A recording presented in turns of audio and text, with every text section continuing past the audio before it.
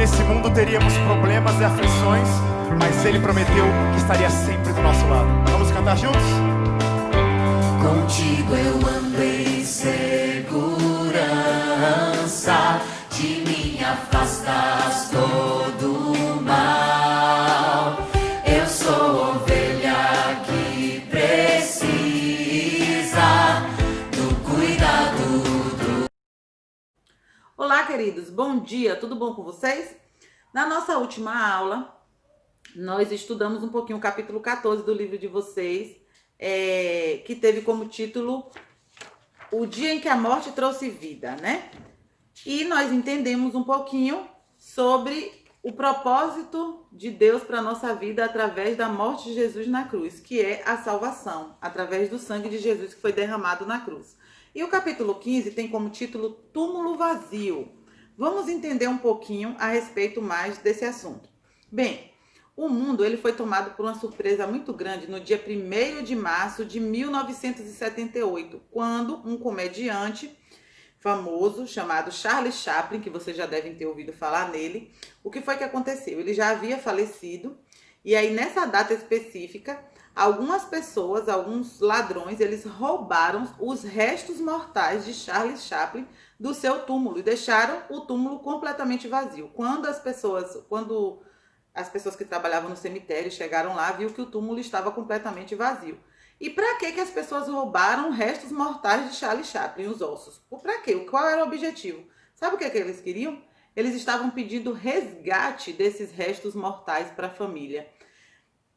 Para algumas pessoas, independente da pessoa já ter morrido ou não, qualquer coisa que lembre o morto ou falecido é algo muito importante e precioso e valoroso, porque lembra da pessoa. Então, o objetivo desses assaltantes era, de fato, extorquir dinheiro da família através desses restos mortais, mas eles não conseguiram e foram presos, né?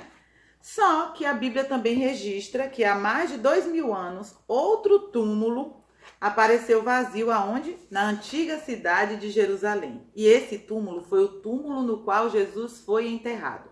Nós vimos na última aula que Jesus ele foi crucificado. E após ter sido crucificado, isso aconteceu numa sexta-feira.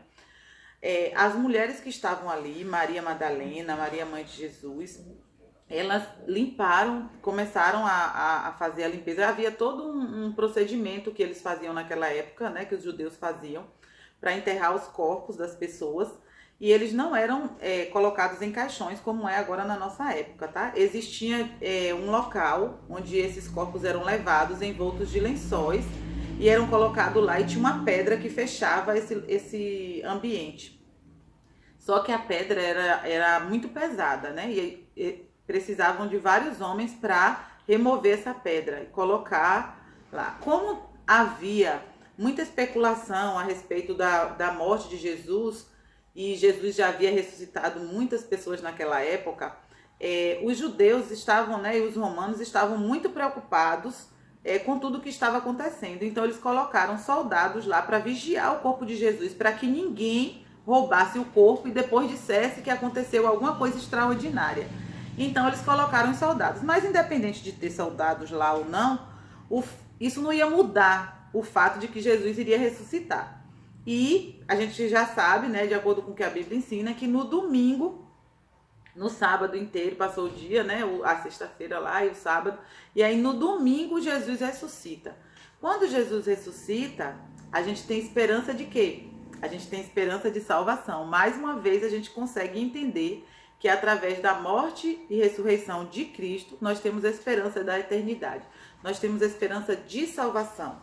E Jesus ressuscita, os soldados que estavam ali não estavam entendendo muita coisa que estava acontecendo, mas a história registra que eles fugiram do local, haviam anjos lá também, e eles ficaram assustados, e quando eles viram Jesus, eles pensaram que era uma assombração,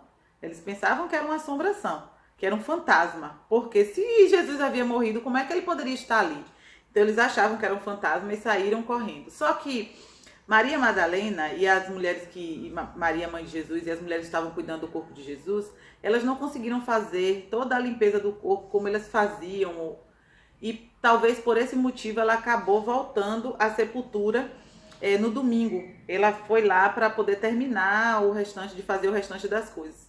Pedir autorização aos soldados para fazer. Só que quando ela chega lá, ela encontra o túmulo vazio.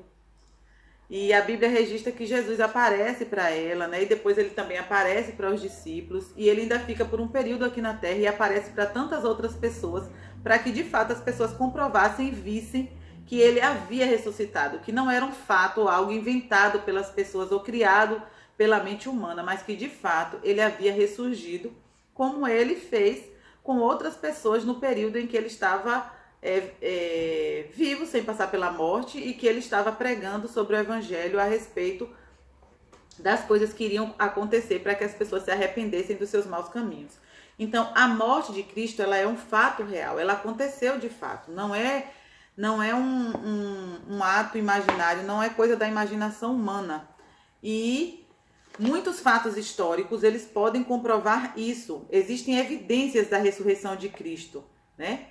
E existe um autor específico que ele estudou, né? E ele apresenta alguns desses fatos. Na página 123 do livro de vocês, se vocês quiserem estudar de forma mais minuciosa, vocês podem dar uma lidinha e vocês entenderão escritos do apóstolo Paulo, que mostram realmente que Jesus foi ressuscitado, mostram que Cristo realmente faleceu, porque tinha soldados romanos para comprovarem isso.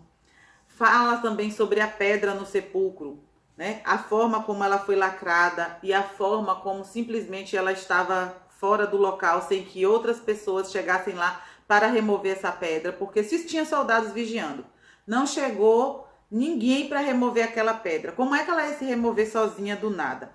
Então, existem vários fatos que indicam de maneira sobrenatural como Jesus ressuscitou. Ou seja, mostram de maneira sobrenatural a manifestação do poder de Deus através da morte e ressurreição de Cristo.